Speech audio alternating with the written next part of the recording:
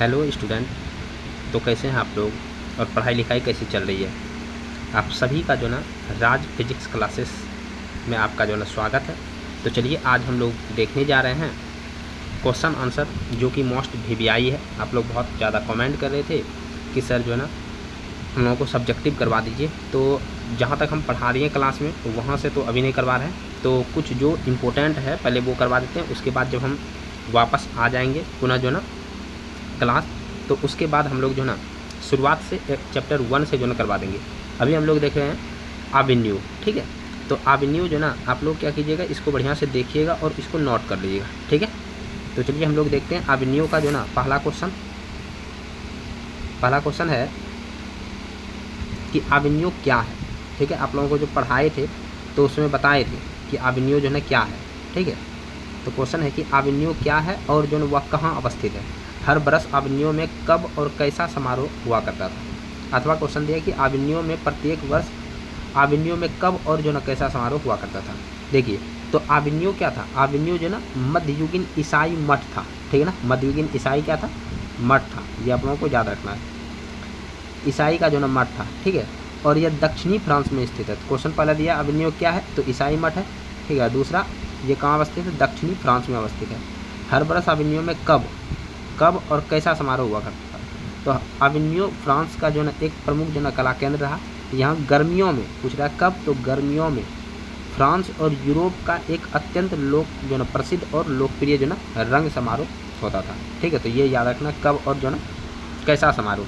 तो यहाँ दिया है कैसा समारोह था, तो अत्यंत प्रसिद्ध और लोकप्रिय रंग समारोह था, ठीक है ना। तो ये पहला क्वेश्चन हो गया और ये इंपॉर्टेंट क्वेश्चन है, ठीक है ना। ये क्वेश्चन एग्जाम में पूछता है। दूसरा क्वेश्चन देखिए, आप लोग इसको नोट कर लीजिएगा, ठीक है। तो दूसरा क्वेश्चन बोल रहा है कि नदी के तट पर लेखक को किसकी याद आती है और क्यों। अथवा दिया है कि एवेन्यू पाठ के लेखक को नदी के तट पर किसकी याद आती है और क्यों। देखिए बोल रहा है नदी तट पर लेखक को विनोद कुमार शुक्ल की एक कविता याद आती है, ठीक है। क्योंकि लेखक नदी के तट पर बैठकर अनुभव करते हैं कि वे स्वयं नदी हो गए। आप लोगों को पढ़ाए थे कि लेखक जब नदी के पास बैठे थे, ठीक है ना। कौन सा नदी था वहाँ पर, आप लोग जो ना कमेंट करके बताइए, ठीक है, कि किस नदी के किनारे वो बैठे थे, ठीक है। वे स्वयं जो ना नदी हो गए, इसी बात की पुष्टि करते हुए जो ना विनोद कुमार शुक्ल की जो नदी चेहरा लोगों से जो ना मिलने की बात कहते हैं। तो कविता जो ना याद आ रहा है कौन सा, नदी चेहरा लोगों, ठीक है। तो ये एक जो ना कविता था, प्रतीक्षा के पत्थर या कुछ ऐसे जो ना एक कविता है, और एक नदी चेहरा जो ना लोगों, ये कविता है, ठीक है। तो आप लोग जो ना ये क्वेश्चन आंसर को जो लिख लीजिएगा, नोट कर लीजिएगा और इसको याद कीजिएगा। जो मोस्ट वीवीआई होगा एग्जाम के लिए वही हम जो ना क्वेश्चन को बताएंगे कि ये जो ना मोस्ट वीवीआई है। तो ये भी क्वेश्चन पूछा हुआ है, ठीक है। उसके बाद नदी के तट पर बैठे हुए लेखक को क्या अनुभव होता है। तो देखिए नेक्स्ट क्वेश्चन पे हम लोग देखते हैं कि नदी के तट पर बैठे लेखक को क्या अनुभव होता है। बोल रहा है नदी के तट पर बैठे हुए लेखक को लगता है कि जल स्थिर है। बताए थे कि जब कभी आप जो ना कोई बहता चीज़ को देखिएगा एकदम जो ना, तो वो लगेगा स्थिर हो गया है, ठीक है। और जो तट लगता है वो चल रहा है। जैसे कभी आप ट्रेन पे सफ़र किए होंगे तो जब दूसरे ट्रेन को देखेंगे जो चल रहा है, ठीक है ना, तो ऐसा लगे वो ट्रेन रुकी भी है और जिस पर हम लोग बैठे हैं जो स्थिर है वो चल रहा है। तो यहाँ पर जो रिलेटिव वेलोसिटी जो ना काम करता है, ठीक है, अपेक्षिक गति। तो उसी प्रकार से यहाँ है कि नदी के तट पर बैठे हुए लेखक को लगता है कि जल स्थिर हो गया और तट ही बह रहा है। देखिए जल स्थिर हो गया, तट क्या हो रहा है, बह रहा है। उन्हें जो ना अनुभव हो रहा है कि वे नदी के साथ बह रहे हैं। नदी के पास पास रहने से लगता है स्वयं नदी हो गए हैं। स्वयं जो ना में नदी की झलक देखते हैं, ठीक है। तो वो कैसा अनुभव कर रहे हैं स्वयं में, काफ़ी सटीक आंसर है। आप लोग इसको जो ना बढ़िया से नोट कर लीजिएगा और इसको याद कीजिएगा, ठीक है। अगला क्वेश्चन है कि किसके पास तटस्थ रह पाना जो ना संभव नहीं हो पाता है और क्यों। तो यहाँ लेखक बोल रहे हैं किसके पास तटस्थ रहना संभव नहीं हो पाता है और क्यों, ठीक है। तो देखिए बोल रहा है नदी के किनारे और कविता के पास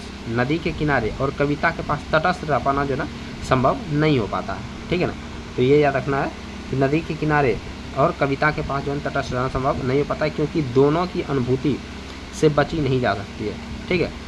नदी और कविता में हम बरबस ही जो ना शामिल हो जाते हैं। निरंतरता जो ना नदी और कविता दोनों में हमारी नश्वरता का अनंत से अभिषेक करती है। तो ये जो ना भी क्वेश्चन इंपॉर्टेंट है, आप लोग जो याद रखिए, काफ़ी आसान क्वेश्चन है और सटीक आंसर है, आप लोग इसको जो है नोट कर लीजिएगा। तो चलिए नेक्स्ट क्वेश्चन चलते हैं। नेक्स्ट क्वेश्चन है कि लेखक अभिमन्यु जो ना क्या साथ लेकर गए थे और वहाँ कितने दिनों तक रहे, लेखक की जो ना उपलब्धियाँ क्या रही। ये 3 क्वेश्चन यहाँ कि लेखक जो ना अभिमन्यु क्या साथ लेकर गए थे। बताए थे आप लोगों को कि लेखक जो ना हिंदी का टाइपराइटर लेके गए थे, 3-4 जो ना किताब लेके गए थे, फिर जो ना कुछ संगीत का टेप लेकर गए थे जो वहाँ जो ना वो सुनते थे। ठीक है, तो ये बोल रहा है कि वहाँ जो ना कितने दिनों तक रहे थे, तो आप लोगों को बताए थे लगभग कि 19 दिन तक रहे थे। ठीक है, और बोला लेखक की जो ना उपलब्धि क्या रही, तो उपलब्धि यही रही कि वो जो ना कितना, आप लोग जो ना कमेंट कीजिए, कितना 35 जो ना कविता था और जो ना लगभग 27 गद्य। ठीक है, 35 कविता और 27 जो ना गद्य ये जो रचना किए थे। तो यहाँ जो ना वही पूछ रहे हैं कि लेखक अभिमन्यु जो ना क्या साथ लेकर गए थे, वहाँ कितना दिनों तक रहे। देखिए लेखक अभिमन्यु में 19 दिन तक रहे। सबसे पहले जो ना कितना दिन तक रहे, 19 दिन तक। इसको सजा के आप लोग लिख सकते हैं। ठीक है, क्या साथ लेकर गए थे, पहले इसका आंसर देना। पहले ये देना है कि लेखक अपने साथ जो है हिंदी का टाइपराइटर, 3 जो ना 4 पुस्तकें और कुछ संगीत के टेप्स लेकर गए थे। ठीक है, उसके बाद बोल रहे हैं वे वहाँ कितने दिनों तक रहे, तब ये आंसर देना है कि वे 19 दिनों तक रहे।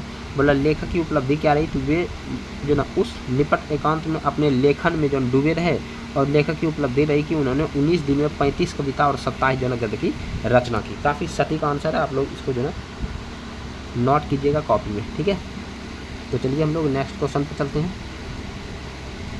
नेक्स्ट क्वेश्चन के लिए हम लोग जो ना अगले स्लाइड पे चलते हैं। ठीक है,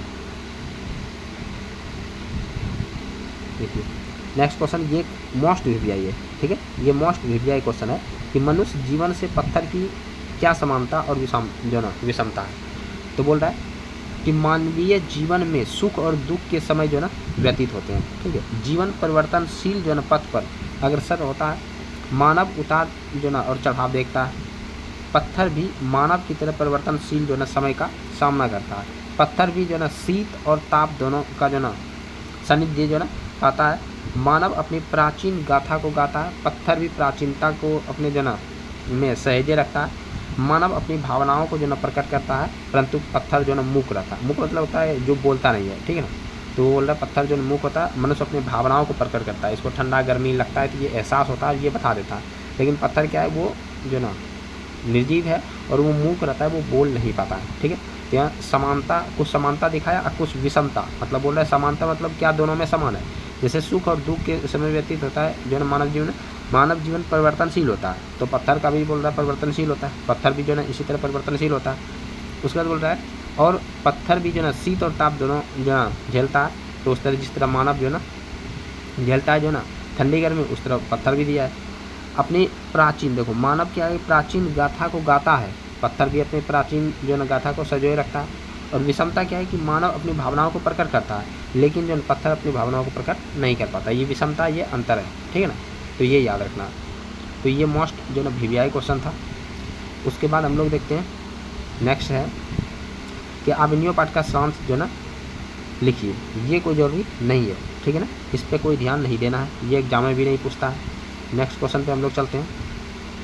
हाँ, ये नेक्स्ट क्वेश्चन जो है ना ये मोस्ट इंपॉर्टेंट है। ठीक है, बोल रहा है कि लेखक अभिमन्यु किस सिलसिले में गए थे, ये क्वेश्चन पूछा हुआ है। वहाँ उन्होंने जो ना क्या देखा और सुना। और अगला क्वेश्चन है कि ला शत्रुज क्या है और वह जो ना कहाँ अवस्थित है, आजकल उसका उपयोग क्या होता है। ठीक है, तो देखिए लेखक पहला का आंसर दिया हुआ है कि लेखक अभिमन्यु किस सिलसिले में गए थे। तो लेखक जो ना को अभिमन्यु के कला केंद्र में पीटर क्रूक द्वारा जो ना की जा रही महाभारत की प्रस्तुति को जो ना देखने के लिए आमंत्रित किया था। ठीक है ना, पत्थरों की एक खदान में। उसके बाद वहाँ उन्होंने क्या देखा, तो बोल रहा है पत्थरों की एक खदान में अभिमन्यु के कुछ किलोमीटर दूर पीटर क्रूक के विवादास्पद जो ना जो महाभारत का प्रस्तुतिकरण था वो किया गया था। वह प्रस्तुति जो ना सच्चे अर्थों में भव्य और महाकाव्यात्मक थी। ठीक है, लेखक ने देखा कि गर्मियों में अभिमन्यु के अनेक चर्च और पुरातन जो ना ऐतिहासिक महत्व के स्थान रंग स्थल में जो ना बदल जाते हैं। मतलब यहाँ जो बहुत ज़्यादा गर्मी वगैरह भी रहता है, तो फिर भी जो ये ऐतिहासिक स्थल है वो पूरा जो ना रंगमंच में जो ना बदल जाता है। काफ़ी लोगों का भीड़ हो जाता है और जो ना लोग वहाँ जो ना कला के प्रदर्शन को देखने के लिए पहुँचते हैं। तो यहाँ बोला इतनी जो ना गर्मी में भी जो ना वहाँ पहुँचते हैं, लेखक यही देखते हैं। ठीक है, तो ये पहला का आंसर था। ठीक है, पहला का आंसर आप लोग जो नोट कर लीजिएगा। इसको जो ना हम साफ कर देते हैं। ठीक है, तो पहला का जो ना आप लोग नोट कर लीजिएगा। तो चलिए नेक्स्ट क्वेश्चन इसका जो ना यदि हम देखें तो नेक्स्ट स्लाइड में चलते हैं। नेक्स्ट स्लाइड में है दूसरा का आंसर, ला शत्रुज क्या है, ठीक है। तो यहाँ देखिए, तो एक सेकेंड रुक जाइए, ठीक है। तो यहाँ देखिए बोले ला शत्रुज जो ना क्या है, ला शत्रुज जो ना काथोसियन संप्रदाय का ईसाई मठ है। तो ये याद रखना, ला शत्रुज क्या है, ये ईसाई मठ है। यह जो ना विलनब ला अवेन्यू अर्थात जो ना अवेन्यू का जो नया गांव था वहाँ अवस्थित है। ये आप लोगों को पढ़ाए थे, जो रॉन नदी के दूसरी ओर था, ठीक है ना। जैसे मान लीजिए कि ये फ्रांस है, ठीक है, ये फ्रांस है और यहाँ पे रॉन नदी है, और इस जो ना तरफ में जो विलनब जो ना ला अवेन्यू ये एक गाँव था इधर, ठीक है ना। इसी गाँव में जो ना ये एक जो ना ईसाई मठ था, इस गाँव में एक ईसाई मठ था। तो ये फ्रांस है, फ्रांस के दूसरी ओर, ठीक है, नदी जो रॉन नदी है इसके दूसरी ओर जो ना ये ला शत्रुज जो ना है, ठीक है, दूसरी ओर है और लगभग स्वतंत्र है। ये जो ना स्वतंत्र गांव है, ठीक है। गांव का नाम क्या है, विलनब ला अवेन्यू, ठीक है। आगे बोल रहा है कि आजकल इसका उपयोग कला केंद्र के रूप में होता है। यह केंद्र जो ना आजकल रंगमंच और लेखन से जुड़ा है। यहाँ जो है ना नाटककार, अभिनेता, गीत संगीतकार, रंगकर्मी आदि जो ना आते हैं और पुराने ईसाई संतों के चैम्बर में रहकर रचनात्मक जो लेखन करते हैं। तो इसका उपयोग क्या हो रहा है कि ये आप लोग को जो ना मिल गया कि इसका उपयोग आजकल इसका उपयोग कला केंद्र के रूप में हो रहा है। और यह कला केंद्र जो रंगमंच और लेखन से जुड़ा है, ठीक है। यहाँ नाटककार, अभिनेता, गीत जो ना संगीतकार, रंगकर्मी ये सभी जो ना यहाँ अपने रचनात्मक लेखन करते हैं, ठीक है। तो ये इम्पोर्टेंट था और जो ये क्वेश्चन है ये भी काफ़ी इम्पोर्टेंट है, ठीक है। इसको भी जो ना देखना है। बोल रहा है कि नदी और कविता में लेखक जो ना क्या समानता पाता है। बोल रहा है नदी और कविता में कि जिस प्रकार नदी सदियों से जो ना हमारे साथ रही है, उसी प्रकार कविता भी जो ना मानव जीवन संगनी रही है, ठीक है। तो ये याद रखना कि जिस प्रकार जो ना नदी सदियों से हमारे साथ रही है, उसी प्रकार कविता भी मानव की जीवन संगनी रही है, ठीक है। मतलब ये कविता भी जो ना हमारे जीवन के साथ जुड़ा हुआ है। नदी में विभिन्न जगहों से जल आकर मिलते हैं, वह प्रवाहित होकर समुद्र में समाहित होते हैं। तो ये तो आप लोग जाने हैं और आप लोगों को संस्कृत में भी पढ़ाए थे। यदि जो ना क्या था, यदा नद्य जो ना पश्चंदमाना बताए थे, जिस प्रकार जो ना नदी बहते हुए समुद्र में मिलती है। तो वही बोल रहा है कि जिस प्रकार जो ना नदी जो ना विभिन्न जगहों से जो ना जल आकर मिलता है नदी में, और जो ना वह प्रवाहित होकर जो ना सागर में समाहित होते हैं।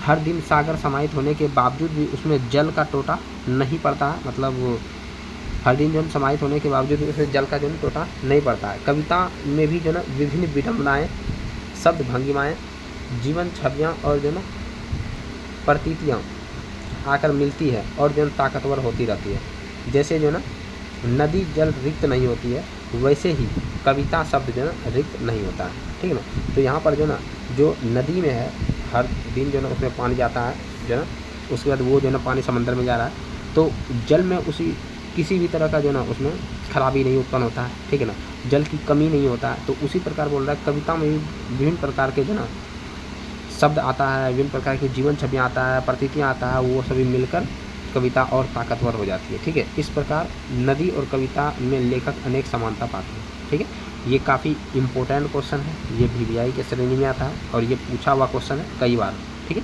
तो आप लोग क्वेश्चन बैंक देखिएगा, उसमें जो ना देखिएगा कि नदी और कविता में क्या समानता पाता है, ये जो ना लिखने आता है, ठीक है।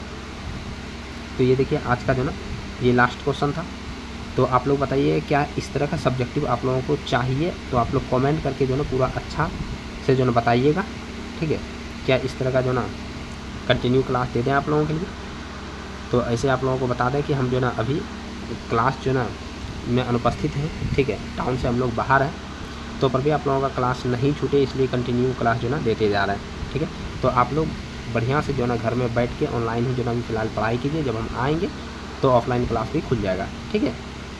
तो चलिए जो ना आप लोग कमेंट कीजिएगा कि और नेक्स्ट जो ना किस जो ना चैप्टर का क्वेश्चन आंसर करना है, तो उस पर हम लोग जल्दी जो ना क्लास लेते आएंगे। तो मिलते हैं नेक्स्ट टाइम, तब तक के लिए जय हिंद।